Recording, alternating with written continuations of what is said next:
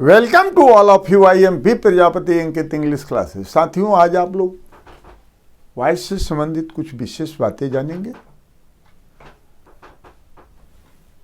तो आप लोग पूर्व सेशन में सहायक क्रिया से शुरू होने वाले इंट्रोगेटिव सेंटेंसेस के बारे में जान चुके हैं। तो इस सेशन में interrogative sentences starting with WH words के बारे में एक्टिव वॉइस से पैसिव वॉइस में इंटरचेंज करने के लिए कुछ विशेष बातें जानेंगे। तो और सब प्रक्रियाएं जो होंगी एक्टिव वॉइस से पैसिव वॉइस में चेंज करने के लिए WH वर्ड्स से शुरू होने वाले वाक्यों का सहायक क्रिया से शुरू होने वाले वाक्यों की तरह ही होंगी।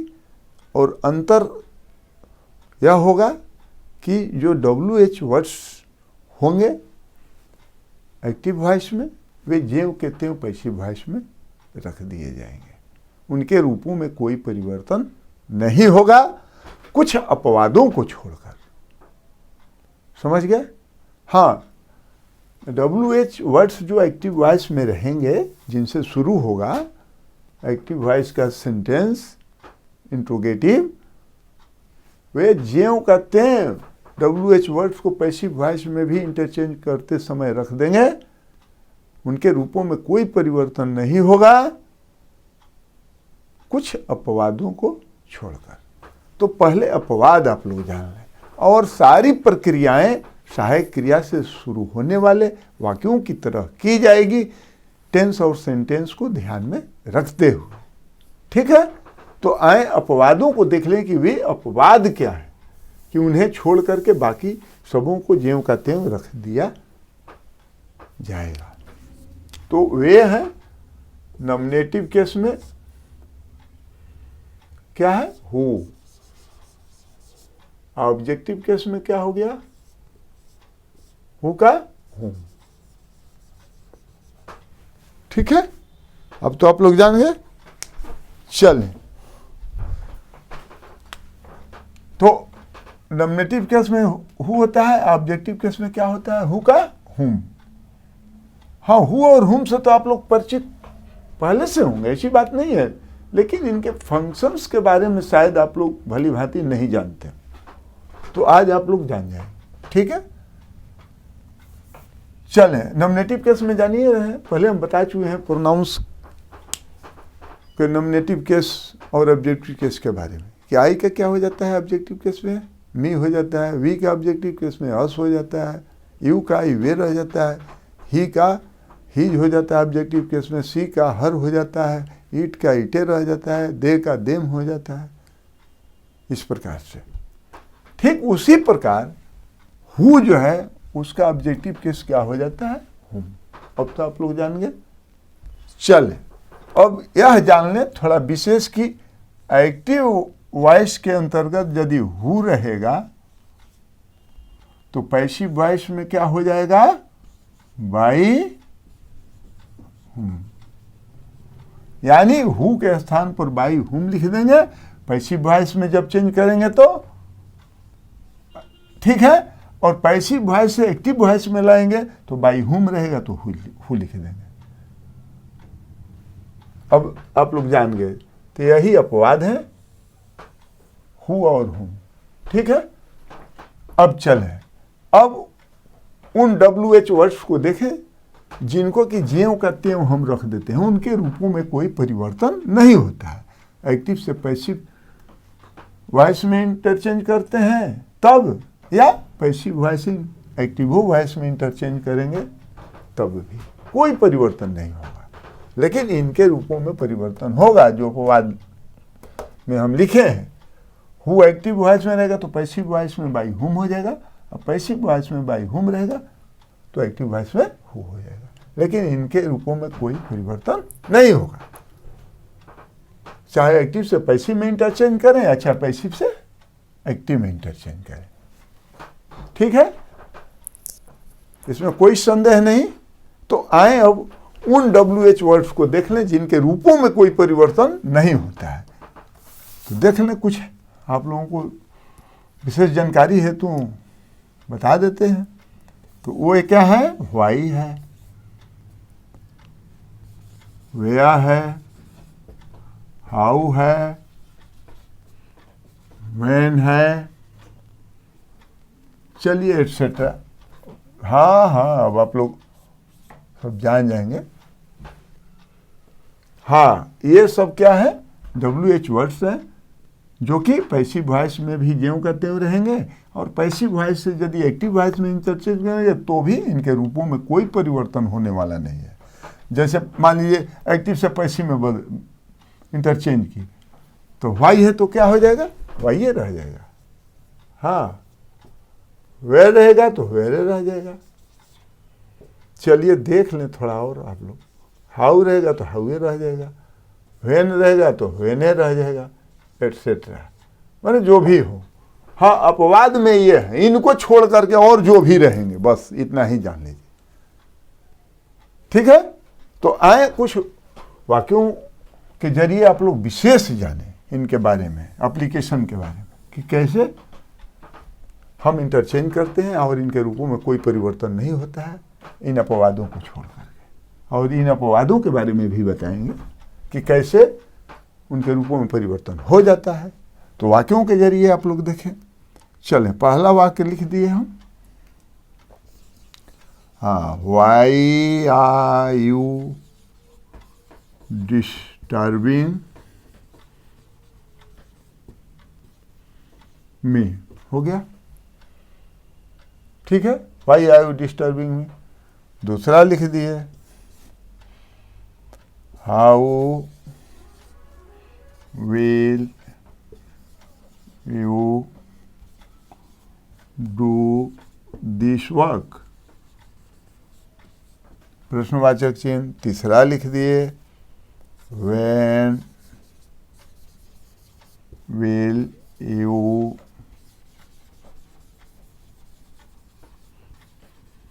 Complete my work. तीसरा लिख दिए, चौथा लिख दिए, सॉरी, हु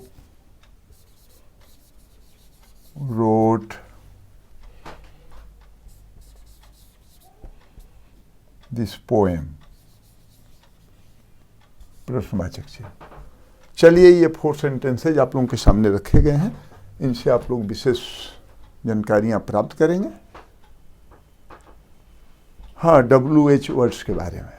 तो चलें, जैसा कि आप लोग जानते हैं, बता चुके हैं कि हाँ, हु और हुम को छोड़ करके बाकी जो WH वर्ड्स होते हैं वे ज्यों के त्यों रख दिए जाते हैं, उनके रूपों में कोई परिवर्तन नहीं होता है। अब बाकी प्रक्रिया जो है वो सहायक क्रिया से शुरू होने वाले इंट्रोगेटिव सेंटेंसेज के रूप में की जाती है। ठीक है, चले, तो पहला सेंटेंस क्या है? Why are you disturbing me. तो व्हाई ज्यों का त्यों लिख देते हैं, इस पर कोई विचार अब नहीं करना है, ज्यों का त्यों रख दिए। विचार क्या करना है? बस जो शेष भाग बचे उन पर विचार करना है, उनके टेंस और सेंटेंस के मुताबिक। तो देखिए, पहला में व्हाई है, दूसरा में हाउ है, तीसरा में व्हेन है, चौथा में हु है। तो हु तो अपवाद में है, लेकिन WH वर्ड्स हैं ये 4। तो 3 पर तो कोई विचार नहीं करना है, ज्यों का त्यों रख देना है। किन पर? व्हाई पर, हाउ पर, व्हेन पर। हु पर विचार करना है तो वो भी बताइए दे हैं कि हु होगा तो बाई हुम हो जाएगा, वो लिख देंगे। ठीक है, आए अब चेंज करें। तो व्हाई हो गया। अब आर यू डिस्टर्बिंग मी, पहले टेंस देख लें तो प्रेजेंट कंटिन्यूअस टेंस है, सेंटेंस देख लें तो इंट्रोगेटिव सेंटेंस है। ठीक है, तो अब जो सहायक क्रिया से शुरू होने वाले वाक्यों की प्रक्रिया होती है इंटरचेंज करने की पैसिव वॉइस में, वो हम लोग अपनाएंगे। तो चले, तो प्रेजेंट कंटिन्यूअस में सहायक क्रिया क्या होती है? इज, एम, आर सब्जेक्ट के नंबर और पर्सन के मुताबिक रखे जाते हैं। तो जनरल रूल्स में आप लोग जानिए गए हैं कि ऑब्जेक्ट होता है ऑब्जेक्ट के मुताबिक, ऑब्जेक्ट जो होता है वो सब्जेक्ट के स्थान पर होता है, नॉमिनेटिव केस में होता है, और उसके मुताबिक जो हेल्पिंग वर्ब्स होती हैं वो रखी जाती है। यह तो जानते हैं। तो ऑब्जेक्ट इसमें क्या है, मी है, और सहायक क्रिया क्या है, आर है।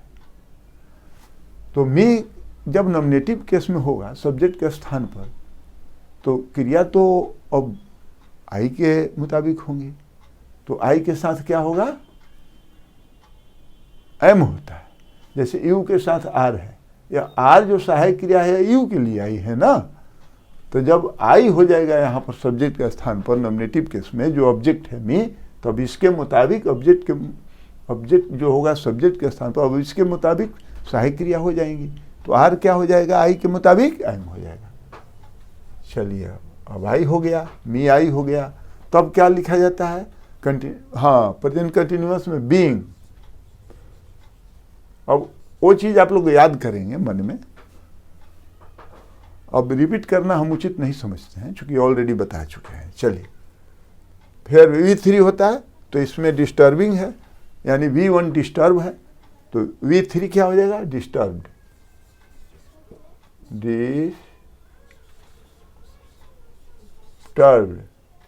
अब तो बाई लगा देते हैं। अब तब जो है सब्जेक्ट होता है, हाँ इसमें जान ले, सब्जेक्ट यू है, ऑब्जेक्ट मी है। सेकेंड में सब्जेक्ट यू है और दिस वर्क ऑब्जेक्ट है। थर्ड में यू सब्जेक्ट है, माई वर्क जो है वो ऑब्जेक्ट है। फोर्थ में देखिए हु जो है सब्जेक्ट है, ऑब्जेक्ट दिस पोएम है। ठीक है, चल। तो अब यहाँ यू है तो यू ऑब्जेक्टिव केस में हो जाएगा, सब्जेक्ट यू है। एक्चुअली सब्जेक्ट इस सेंटेंस का यू है और मी है ऑब्जेक्ट। तो यू का ऑब्जेक्टिव केस में क्या हो जाएगा, यू हो जाएगा। अब प्रश्नवाचक चिन्ह हो जाएगा। हो गया, इंटरचेंज आप लोग कर दिए इजीली। क्या हो जाएगा, why are you disturbing me. तो ऑब्जेक्टिव के सॉरी पैसिव वॉइस में क्या हो गया, why am I being disturb by you. तब चलें अब सेकेंड सेंटेंस को देख लें। तो अब तो उतना चर्चा करना नहीं, अब तो आप लोग समझ गए होंगे। तो चलें अब हाउ को ज्यों का त्यों लिख दिए। अब आगे प्रक्रिया सहायक क्रिया से शुरू होने वाले वाक्यों की तरह कर देंगे। तो will you do this work, तो टेंस पर ध्यान दें। तो फ्यूचर क्या हो गया, इंडेफिनिट, यानी सिंपल फ्यूचर है। तो सिंपल फ्यूचर में देखिए विल है, तो पहले अब हाउ पर तो विचार नहीं करना है, अब विल लिख दिए। तब उसके बाद में क्या करेंगे, हाँ जो ऑब्जेक्ट होता है वो सब्जेक्ट के स्थान पर होता है नॉमिनेटिव केस में, तो दिस वर्क लिख दिए।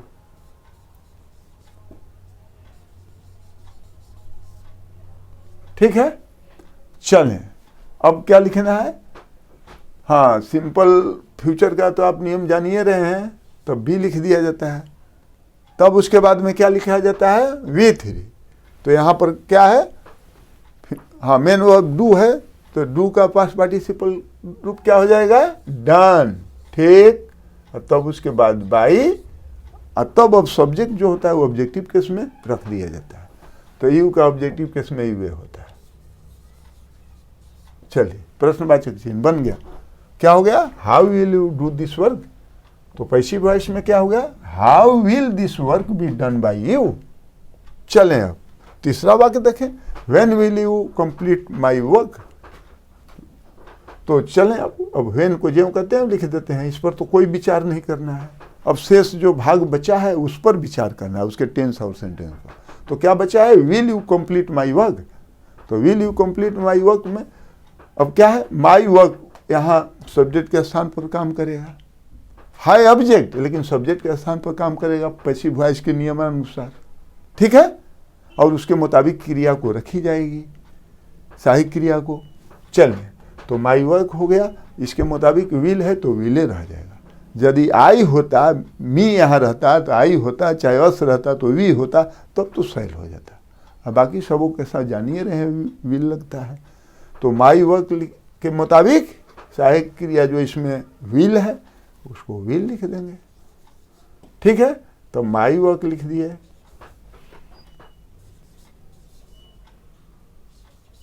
हाँ ठीक है, तब अब देखिए या V1 कंप्लीट है मेन वर्ब, तो V3 हो जाएगा कंप्लीटेड।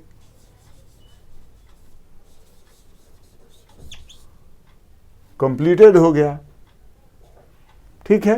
और तब उसके बाद में बाई लगा दिए नियमानुसार, और तब यू सब्जेक्ट है तो ऑब्जेक्टिव केस में क्या हो गया, यूए रह गया। अब फिर प्रश्नवाचक चिन्ह देख लें आप लोग। तो क्या बन गया आपका वाक्य, अब पैसिव वॉइस के अंतर्गत क्या हो गया, when will my work, sorry be छूट गया है, बी छूट गया है, हाँ इसे आप लोग नोट डाउन कर लेंगे। हाँ, when will my work be completed by you, ठीक है। हाँ, सिंपल फ्यूचर में क्या होता है, यही ना होता है, जो ऑब्जेक्ट होता है पैसिव वॉइस में उसके बाद में बी लगा देते हैं, ठीक है, तो V3 रखते हैं। चल अब आगे देखें, थर्ड वन क्या है, हु रोट दिस पोएम। तो इसमें तो ये अपवाद वाला है, तो हु है तो क्या हो जाएगा, एक्टिव वॉइस में हु रहेगा, तो पैसिव वॉइस में क्या हो जाएगा, बाई हुम लिख दिए। चलिए अब कुछ सोचना नहीं है, अब चलते हैं। अब देखिए यह रोट क्या है, V2 है, तो यह क्या दर्शा रहा है कि सेंटेंस जो है वो सिंपल पास्ट में है। तो सिंपल पास्ट में सहायक क्रिया क्या होती है, वाज या वर, और इसमें ऑब्जेक्ट क्या है, दिस पोएम है। तो अब दिस पोएम के मुताबिक हम रखेंगे ऑब्जेक्ट पैसिव वॉइस में। हाँ, तो दिस पोएम के मुताबिक क्या हो जाएगा, वाज हो जाएगा, क्योंकि दिस पोएम जो है वो सिंगुलर नंबर का सब्जेक्ट के रूप में काम कर रहा है। हाँ, वो तो ऑब्जेक्ट है, तो यहाँ जो ऑब्जेक्ट होगा वही ना सब्जेक्ट के स्थान पर होगा नॉमिनेटिव केस में, या क्रिया भी उसी के अनुसार होंगी। तो अब दिस पोएम जब यहाँ रखेंगे हम, तब उसके मुताबिक क्रिया सहायक क्रिया क्या हो जाएगी, वाज या वर होगी, वाज होगी, क्योंकि सिंगुलर नंबर में है। तब क्या लिख दिए, वाज लिख दिए। तब क्या लिख दिए, दिस पोएम लिख दिए।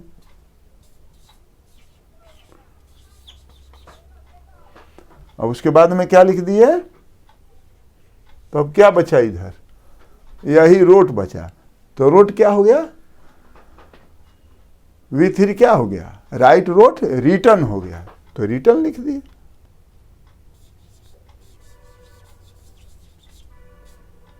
हो गया प्रश्नवाचक चिन्ह। अब हु है तो बाई होम लिखिए दिए हैं, ठीक है। तो अब क्या बन गया इसका passive voice, who wrote this poem, तो पैसिव वॉइस में हो गया by whom was this poem written, ठीक है।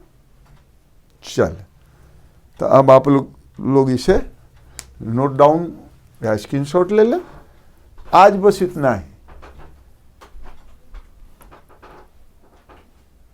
तो जो अगला सेशन होगा उसमें हम इम्परेटिव सेंटेंस के बारे में कुछ विशेष चर्चा करेंगे। यदि वीडियो अच्छी लगी तो आप लोग लाइक और सब्सक्राइब करना न भूलेंगे। Once again, welcome to all of you. Goodbye.